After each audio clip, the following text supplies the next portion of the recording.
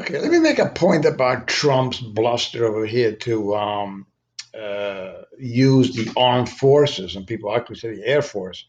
I don't know how the hell that's going to come off, or what the hell they're going to do with jet fighters in the air. But anyway, they're talking about not only dispatching the National Guard, which are those weekend warriors, but also the whole army, the whole shit and caboodle. Now, there is a point that one can make, sociologically speaking, of to counter force with force, especially when this demonstration border on rebellion. If you look at the history of revolutions, and I'm talking about bad revolution, but even good revolutions like the American Revolution.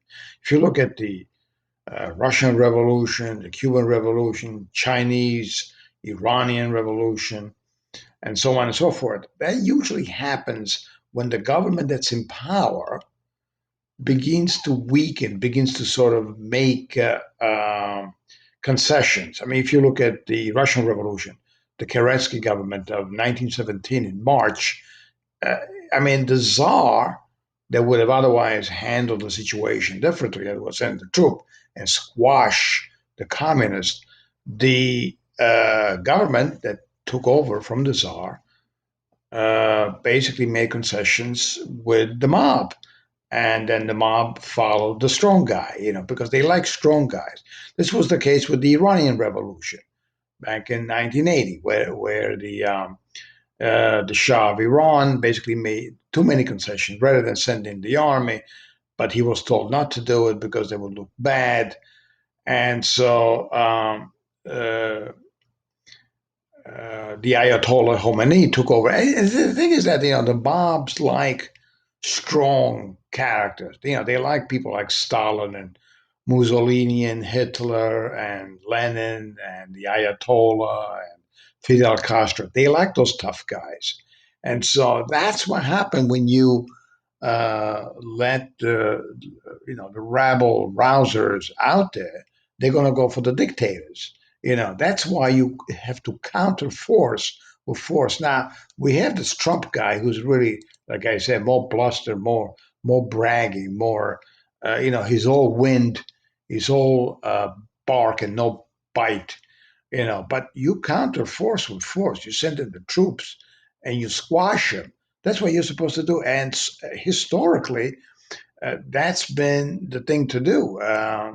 During the 1930s, many other countries in Europe, like Germany and Italy, uh, fell to fascism, but the United States didn't because FDR and other presidents sent in the troops to squash the militants, and that's what you're supposed to do.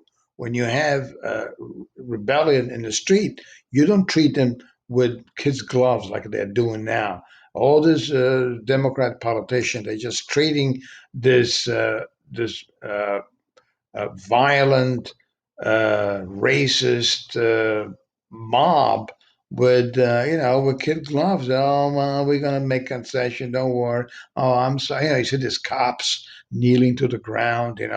Making all this uh, apologies to this violent criminals. You're not supposed to do that. You're supposed to keep your chin up and fight back. And that's what you're supposed to do. You're supposed to fight back. Now, again, this president, he's probably not going to carry it out because, maybe he's got too many Democrats who are going to say, well, you cannot do that. It's going to look bad. But that's what they told the people, the governments before the revolution, and then you had worse thing happen like fascism and communism.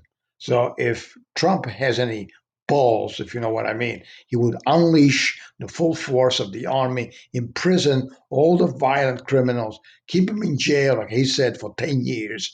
And trust me, there's not going to be any more race riots in this country when you have all those criminals in jail, all right, for the next 10, 20, 50 years, lifetime. I don't care how long. Just, and if they get violent, start shooting. Don't just threaten to shoot. You gotta shoot if they are harming you.